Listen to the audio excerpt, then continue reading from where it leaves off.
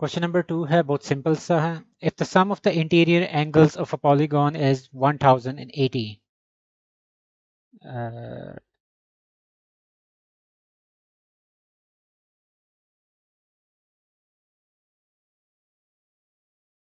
ठीक हो। 1080 डिग्री उनके इंटीरियर एंगल्स का सम है। तो इंटीरियर एंगल सिंगल आप कैसे निकालते हैं? सबसे पहले वो देख लें। n -2 होता है। आप मल्टीप्लाई करते हैं 180 डिग्री के साथ, डिवाइड करते हैं n के साथ। ठीक है। और बाद में सम के लिए आपको n के साथ दोबारा मल्टीप्लाई करना पड़ता है। तो वो आपके इंटीरियर एंगल्स आ जाते हैं, जो कि यहाँ इन्होंने आपको बताया हुआ सम 1080 डिग्री है। तो इन शॉर्ट बेसिकली ये आपस में कैंसिल ही हो जाता है। तो सम ऑफ द इंटीरियर एंगल्स का फॉर्मूला ये है, इतना। तो यहाँ से आपने साइड्स निकालनी है। साइड्स का मतलब है कि एन ही निकालना है आपने।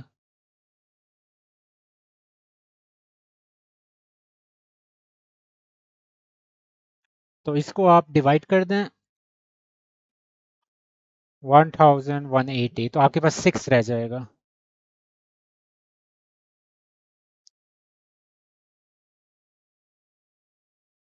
तो एन की वैल्यू आ जाएगी 8।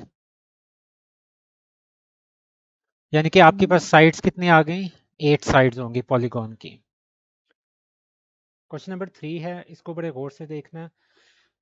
इसके अंदर हमने जेनेरिक टर्म्स यूज़ करने हैं, वेरिएबल्स को यूज़ करना है रिप्रेजेंट करने के लिए, कि उनकी रेशियो सरफेस एरिया, और यहाँ इन्होंने एक और नाम लिखा हुआ है, कैपेसिटीज़। कैपेसिटीज़ आपने लफ्ज़ पढ़ा नहीं है, लेकिन इसको इस तरह ही समझ लें कि फॉर एग्जांपल आप एक ग्लास है, उसके अंदर पानी डाल रहे हैं। तो वो उसकी कैपेसिटी होती है कि एक बॉटल की, एक ग्लास की, कि उसके अंदर कितना आपका लिक्विड जो है वो होल्ड करेगा। वो बेसिकली उसका वॉल्यूम है। कैपेसिटी का मतलब वॉल्यूम होता है। तो यहाँ बेसिकली वो कह रहे हैं कि एक आपने सरफेस एरिया की रेशो निकालनी है और दूसरी आपने वॉल्यूम की रेशो निकालनी है।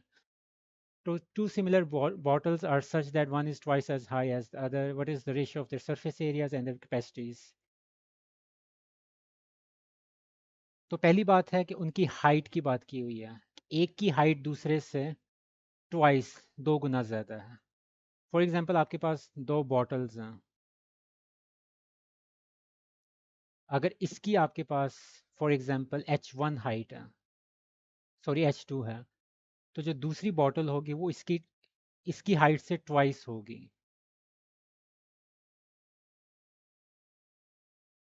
उसको हम H1 कह देते हैं। तो बेसिकली आपके पास H1 क्या हुआ? वो H2 का ट्वाइस है, दो गुना है। तो पहली चीज़ ये आ गई। अब आप अगले अपने नेक्स्ट स्टेप पे जाएंगे, जहां अपने फार्मूलाज आपके जहन में आते हैं।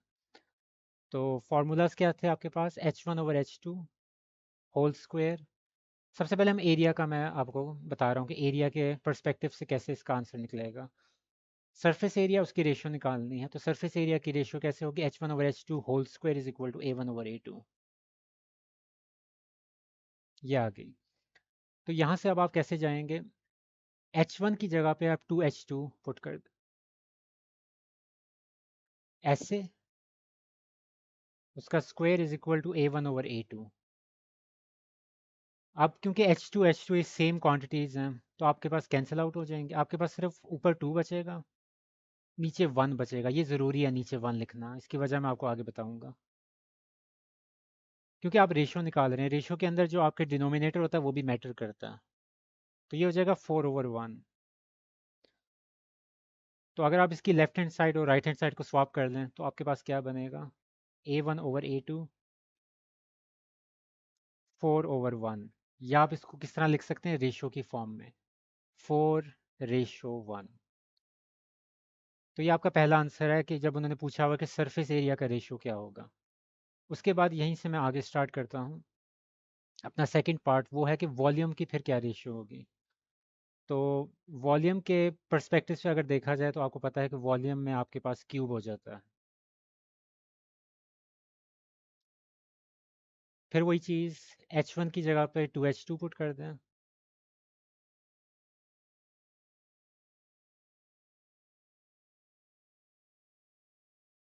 H2 से कैंसिल हो जाएगा। 2 की पावर क्यूब है तो 8 हो जाएगा, नीचे 1।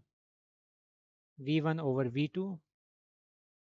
तो V1/V2 आपके पास क्या बचा, 8/1। नीचे जैसे कि मैंने बताया कि डिनोमिनेटर के अंदर जो 1 है वो बहुत इंपॉर्टेंट है। अब आप इसको लिख सकते हैं 8/1। तो ये आपके दो आंसर्स हैं, एक 4/1 सरफेस एरिया का रेशो है, और वॉल्यूम की रेशो जिसको हम कैपेसिटी कह रहे हैं वो उसकी रेशो है 8/1। क्वेश्चन नंबर 4 है, each dimension of model car is 1/10 of a corresponding car dimension, find the ratio of. तो पहला पार्ट है areas of the wind screen, लेकिन सबसे पहले वही चीज़ है कि उन्होंने कंपैरिजन दिया हुआ उनकी डायमेंशंस का।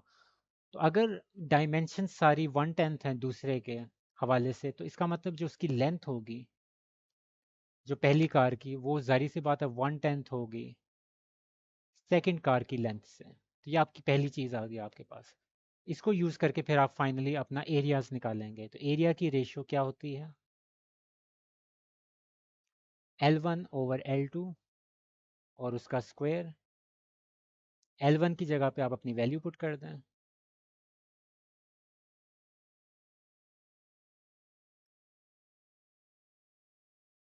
L2 के साथ कैंसिल हो जाएगा, 1/10 का स्क्वायर हो जाएगा 1 का स्क्वायर 1, 10 का स्क्वायर 100। तो ये आपके पास एरियाज की जो विंड स्क्रीन्स हैं उसका आपके पास आंसर आ गया। उसके बाद कैपेसिटीज़ की बात की हुई है, तो दोबारा से L1 is equal to 1/10 L2, जिस तरह स्टार्ट में दिया हुआ है।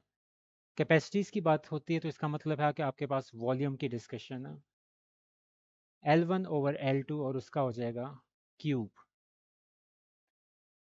L1 की जगह पे वैल्यू पुट कर दें, नीचे L2 आ गया, उसका है क्यूब।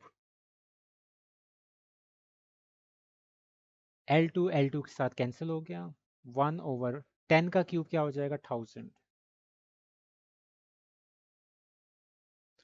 तो ये आपका इसका आंसर आ गया। अब जैसे इन्होंने कहा है डायमेंशंस की बात की हुई है, overall each dimension of a model का, डायमेंशन का मतलब सिर्फ ये होता है लेंथ और विड्थ, इसके अंदर बाकी चीज़ें नहीं आती। तो विड्स हो या लेंथ हो, बात तो एक ही है। तो जिस तरह लेंथ की आपकी रेशियो 1/10 वाली है, तो उसी तरह विड्थ का भी सेम हिसाब होगा, विड्थ भी 1/10 होंगी। तो अगर आप इसकी रेशियो निकाल लें यहाँ से, W इधर ले आएंगे, तो 1/10 ही रह जाएगा। लेंथ हो या विड्थ हो, ये इसको डायमेंशन कहा जाता है, क्योंकि आपकी गाड़ी इस तरह होती है, एक रेक्टेंगुलर होती है, तो उसमें विड्थ आती है और लेंथ आती है, ये उसकी डायमेंशंस होती हैं, L/W या W/L। अब यहाँ इन्होंने नंबर ऑफ व्हील्स की बात की हुई है, तो व्हील्स डायमेंशन के अंदर नहीं आते और ना इसका कोई जनरल रूल है निकालने का। तो गाड़ियों के अगर फॉर एग्जांपल मॉडल कार के 4 टायर्स हैं, 4 व्हील्स हैं, तो दूसरी के भी 4 ही होंगे। तो 4/4 बेसिकली आपके पास 1/1 ही बच जाएगा। तो इसका आंसर 1/1 है। क्वेश्चन नंबर 5 है, 3 jugs हैव सिमिलर हाइट्स,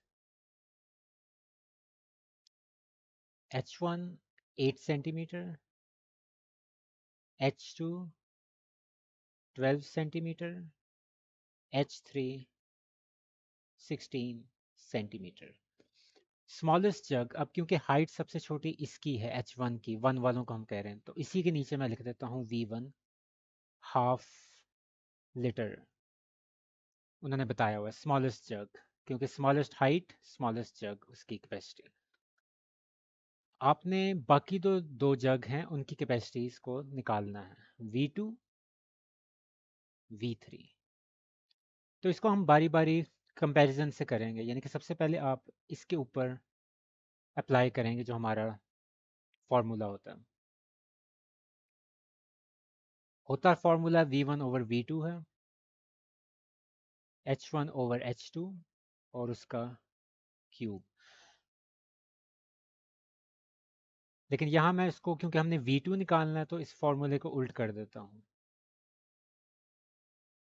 ऐसे,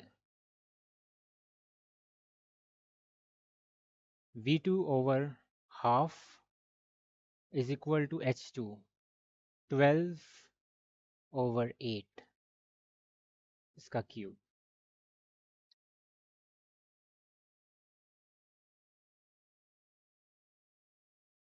तो 12 क्यूब और 8 क्यूब इसको अगर आप एक साथ लिखेंगे तो आपके पास बचता है 27/8। और ये हाफ जो इधर डिवाइड हो रहा है इधर जाके मल्टीप्लाई हो जाएगा। तो यहाँ से आपके पास आंसर आ जाएगा 1.6875। थोड़ा सा राउंड ऑफ कर लें तो बुक के हिसाब से आप लिख सकते हैं 1.69 लीटर। तो ये आपका पहला V2 निकल आया। फिर V3 के लिए वही काम करें। V3/V2, अब यहाँ आपकी मर्जी है, आप V3/V2 भी कर सकते हैं, V3/V1 भी कर सकते हैं, तो चॉइस है। बल्कि V1 ही कर लेते हैं क्योंकि वो वन वन ओवर, उसका वॉल्यूम आसान है, 1/2। H3/H1 बिल्कुल साथ साथ, 3 है तो इसके सामने 3, 1 है तो इसके सामने 1। 16/8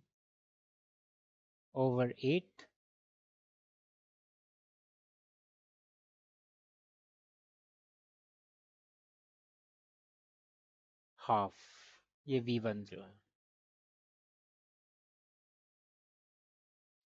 ये आपस में कैंसिल हो जाएंगे, 2 2 का क्यूब 8 हो जाएगा, 8 मल्टीप्लाई बाई ये 1 हाफ इधर आके मल्टीप्लाई हो जाएगा, तो 4 लीटर।